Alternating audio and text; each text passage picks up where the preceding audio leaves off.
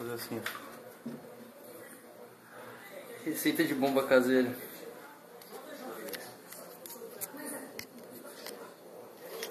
Faça seu tiroteio em casa.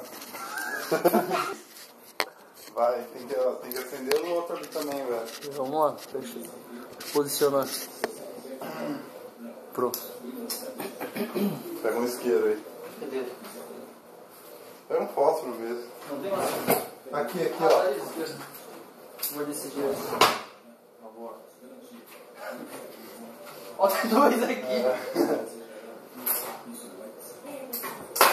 Ih, fodeu.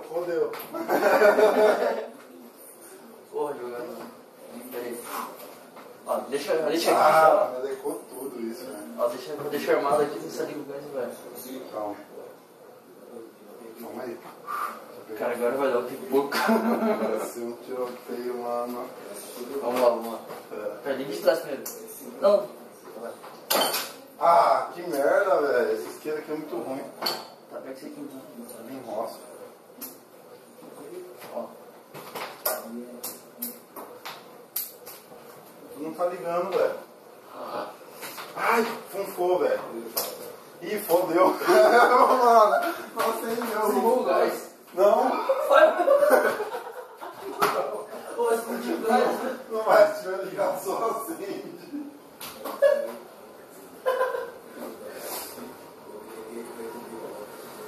Vai dar merda isso.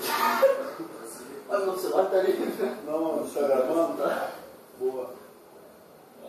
Que medo, né?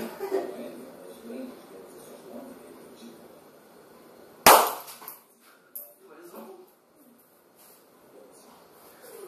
Sai daí, doidão.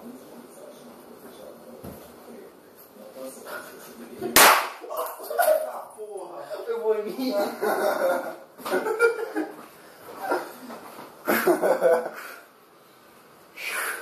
Ó, até pulou o bagulho aqui.